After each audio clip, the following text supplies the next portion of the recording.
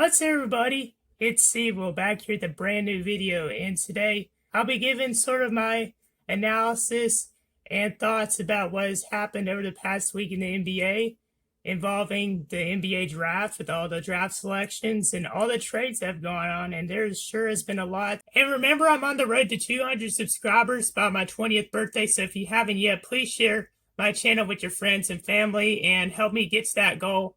We only have a couple days left till December 14th, so if you can, please share my channel, and if you haven't yet, subscribe to my channel, and I'd really appreciate it very much. And let's go ahead and begin. So the first team of the Western Conference we'll talk about is the Dallas Mavericks. The Mavericks have made quite a bit of moves. They added some new players, and they also got rid of 2 guards. Now, with their additions, they got forward Wes Iwundu from Orlando. They got guard Trey Burke. They got forward James Johnson, and they also got guard Josh Richardson. Now, with their draft picks, they got forward Tyler Bay from Colorado. They got him from a trade. They also got a really good guard in Josh Green from Arizona. And they also got a guard Tyrell Terry from Stanford. Now, I really like the selections of Green and Terry because they did lose guard DeLon Wright and Seth Curry. So I feel like those two could definitely fill in for those holes. So I feel like those two could definitely fill in that gap. And with the returning of Kristaps Porzingis and Luka Doncic and all the other players that they had over the past season, I feel like the Mavericks could be definitely better than they were last season. I could see the Mavericks going to the second round of the playoffs. So with that, I'll give them a draft grade of B-, and I'll give them an overall grade of A-. And the next team is the Denver Nuggets. Now, they haven't really had a whole lot of storylines or headlines or whatever, but their main one was their re-signing of forward Paul Millsap. And with their additions, they added forward JaMychal Green. They added guard Facundo Mbazo, I think is what his name is, from Real Madrid. He's a player from overseas, and I think he'll definitely be a good addition to them. And with their draft picks, they got guard RJ Hampton, which I mentioned earlier, and they received him in a trade. And they also got center Zeke Nnaji from Arizona. They did lose 3 big men. They lost Jeremy Grant, Mason Plumlee, and Torrey Craig. And I feel like they didn't really, fill those spots up, you know what I'm saying? Like, I feel like they didn't really add, players to fill in the gap that they have lost because of those 3 big men, which I think are really solid. Now, the drafting of the guy from Arizona, I'm not going to attempt to pronounce his name. I think the drafting of him will be pretty good, but in that, if you think about Paul Millsap, he's a veteran. He's been in the league for 16 seasons maybe, and he needs some help, beside Nikola Jokic. Now, Nikola Jokic, of course, is a great player, and I'm glad that he's staying on Denver and all that, but I feel like just because he's there doesn't mean that the rest of the team's going to be good just because he's there. And I know the Nuggets kept a lot of the players from this past season, and they surprised me making the Western Conference Finals. But I feel like the Nuggets didn't really improve this offseason, in my opinion. And with that, I give them a draft grade of B+ and an overall grade of C+. Now let's travel to the Bay Area, where we'll talk about the Golden State Warriors. They still got guard Stephen Curry. Hopefully he can avoid injury. And they did lose guard Klay Thompson to Achilles injury. I feel bad for the guy. He missed all of last season because of the ACL injury, and then when he gets back on the court, he tears his Achilles, which is very unfortunate for them. And now, other than the loss of Klay Thompson to injury, the only big loss was Damian Jones. He was a center for them, and they got guard/forward Kent Bazemore. They got Kelly Oubre, and they also got guard Brad Wanamaker from the Boston Celtics. And with their draft picks, the Warriors got, in my opinion, the best player in the draft, James Wiseman from Memphis. They got a really good guard in Nico Mannion from Arizona and Justinian Jessup from Australia. So their draft selections were really good. I think the Warriors have definitely improved. If they could stay healthy, I could see them making the playoffs and maybe getting to the second round. I don't see them going to the Western Conference Finals, but I definitely see the Warriors going to possibly the second round of the Western Conference playoffs. And with that, I give them a draft grade of A+ and an overall grade of A+. Now, the Houston Rockets I feel have taken the biggest L so far this offseason. And as I mentioned in my sports show last week, they sort of shot themselves in the foot as an organization. But the biggest loss for them is the fact that guard Russell Westbrook and guard James Harden do not want to be on the team anymore. They lost forwards Jeff Green, Robert Covington, and guard Austin Rivers. The new additions to the Rockets are guard Sterling Brown, forward/center Christian Wood, and center Tyson Chandler. Now, with the overall grade, it depends on what happens with James Harden and Russell Westbrook. If they do lose those two players, I give them the first F of the video, but if they stay, I'll give them a D+. Now, the Rockets did pick up center DeMarcus Cousins, but he's very injury prone. He's sort of like a Blake Griffin. They both get injured a lot, and with Cousins, it's just hard for me to be confident that he'll get back on the court and actually contribute.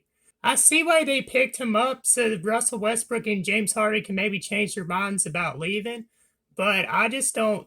I think it's a bad move for the Rockets because, he's injury prone and it's just a bad move. And the Rockets have just been making bad moves ever since the middle of last season. Now let's move on to the Los Angeles Clippers. They did have two sort of big additions. They got forward Serge Ibaka from Toronto, and they also got guard Luke Kennard from Detroit.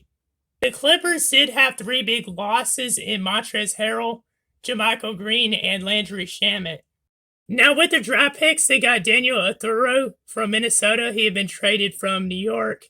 And they also got guard Jay Scrubb from John A. Logan College, and he was traded from the Brooklyn Nets. Now I'll give them a draft grade of C- just because with their selections, they either trade them away or they got players from trades. And with their overall grade, I'll give them a B-.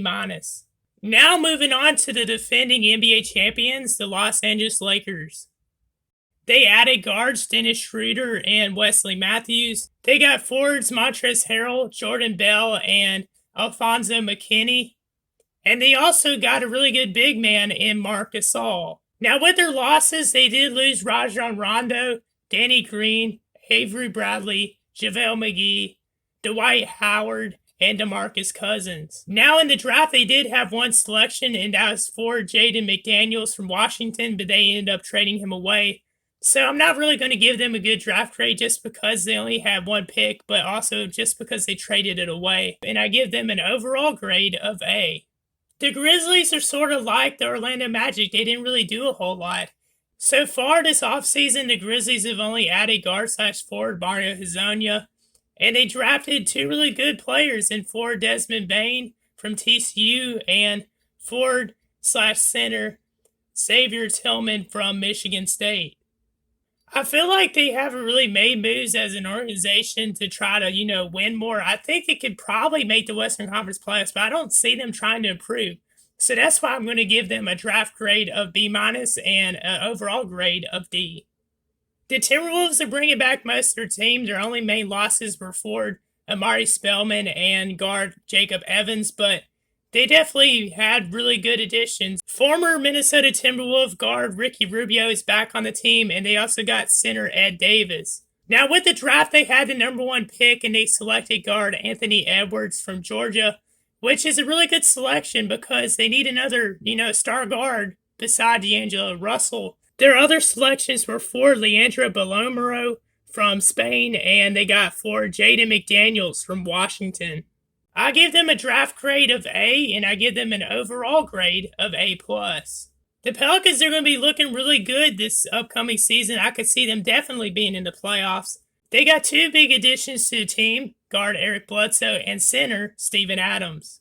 Now, they did have three losses. They lost guard Drew Holiday, center Jahlil Okafor, and they traded away center Nick Richards to the Charlotte Hornets. Now in the draft, they only had one pick, and they selected guard Kira Lewis Jr. from Alabama, who I haven't really heard a lot about or seen him play, so that's why I'm going to give them a draft grade of C+, and an overall grade of A. Now let's move on to OKC. They've made a lot of moves this offseason, and I'd say maybe beside Detroit, they were the team that made the most changes out of any other team in the league. So their losses, they lost guard Ricky Rubio for Kelly Oubre Jr. They sent him to Golden State. They lost guard Josh LeCue. They lost guard Danny Green. They lost Chris Paul, which was their biggest loss. They lost Cassius Winston. They ended up trading him to Washington. They also lost Danilo Gallinari. They lost center Steven Adams. They lost guard Terrence Ferguson, and they lost center Nerlens Noel. Now, they did give a lot of additions, but I don't think it will help the team, to be honest with you. So here's the additions that they added onto the team. They added guard/forward Admiral Schofield. They added forward TJ Leaf from the Pacers. They added forward Trevor Ariza. They got guard George Hill, guard Darius Miller, forward Al Horford, which in my opinion is the biggest pickup for them. They also added forward Justin Jackson, guard/forward Ty Jerome. Now with their draft picks, they got forward/center Aleksej Poloskavev from Greece, forward Jaden McDaniels from Washington, which they ended up trading away.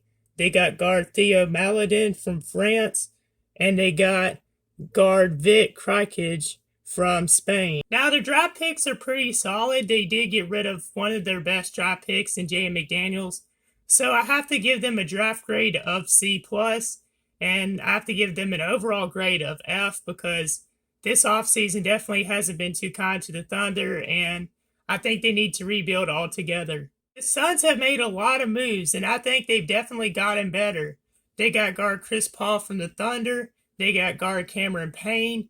They also got forward Jay Crowder, and they got center Damian Jones. And the Suns, I think, will definitely be a team that could be in the playoffs this upcoming season. I like what they're doing as an organization. I was kind of like, why would they get rid of Kelly Oubre Jr., but they got rid of him as part of the trade deal with Chris Paul. And the Suns, I think, would definitely be a threat. Now, they did lose center Aaron Baines, guard Ricky Rubio, Kelly Oubre Jr., which I mentioned earlier. They lost Jalen LeCue, Ty Jerome, forward Josh Jackson, and forward Frank Kaminsky. Now, they only have one draft pick this year. They selected center Jalen Smith from Maryland, which is a pretty solid pickup for them, especially since they did lose some of their big men. So I'm going to give them a draft grade of B+ and an overall grade of B. Now let's move on to Rip City. So the additions to Portland so far this offseason are forward Enes Kanter, forward Derrick Jones Jr., forward Robert Covington, and forward Harry Giles. Now their losses, they did lose Isaiah Stewart, forward from Washington. He got traded in the draft. They lost forward Trevor Ariza and forward Mario Hezonja. And in the draft, you guessed it, they got a forward, CJ Elleby, from Washington State. And I like what they did with all their signings to the forward position because they have a lot of great guards. And at the forward position, starting is Carmelo Anthony, and he's getting older. So they definitely need some more forwards in there to help with the defensive side and to help back up Carmelo Anthony, who would probably be playing less minutes, to be honest. And I really like what they've done. Now, their draft grade, I'll give them a C+. Haven't seen a whole lot of Elleby, haven't really watched him play a whole lot. But I have to give them an overall grade of A-. Now on to the Sacramento Kings. The Kings have made a lot of moves this offseason. They've had a lot of great pickups, and they've also lost a good bit of players. Some of the Kings additions are guard Dante DiVincenzo, forward Ersan Ilyasova, forward DJ Wilson, forward Daquan Jeffries, and forward Frank Kaminsky. They did lose forward Xavier Tillman from Michigan State. Forward Kenyon Martin Jr., he's a draft pick. He got traded to Houston. They lost guard/forward Bogdan Bogdanovic. And they also lost guard/forward Kent Bazemore. Now, with their draft selections, I think they did really good in the draft, and they had multiple picks. They got guard Tyrese Halliburton from Iowa State, forward Robert Woodyard from Mississippi State, and they got forward Jameis Ramsey from Texas Tech. I have to give them a draft grade of A and an overall grade of B-.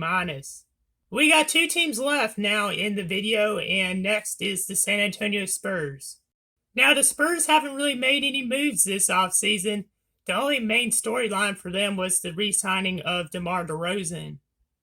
And just like the Magic, I'm not going to take it easy on them because they didn't make any moves. I have to lower their grade because they didn't try to improve, in my opinion, this offseason. They did lose guard Bryn Forbes, and in the draft, the Spurs did get two really good selections in forward Devin Vassell from Florida State and guard Trey Jones from Duke. So I'm going to give them a draft grade of C+ and an overall grade of F. Now on to the final team, the Utah Jazz. The Jazz didn't really have any free agent additions or trades. They did re-sign Donovan Mitchell and Jordan Clarkson. They did lose center/forward Ed Davis, and they lost center Tony Bradley. Now, with their draft picks, they selected center Udoka Azubuike from Kansas and guard Elijah Hughes from Syracuse. I really like those additions because guard Mike Conley's getting older, and I think that Hughes would be a good backup for the Jazz, especially at the guard position. Say if Jordan Clarkson's struggling or Conley maybe gets injured or something like that. I think that would be a good pickup without having to put Joe Ingles in the guard position. Now, I also like the selection of Azubuike because they lost, Ed Davis and Tony Bradley. So having Azubuike as a backup center would be great for the Jazz. So I'll give the Utah Jazz a draft grade of B-, and I give them an overall grade of B. Thank y'all for watching today's video, and comment down below your thoughts on all these teams' moves so far this offseason and whether or not you agree with me.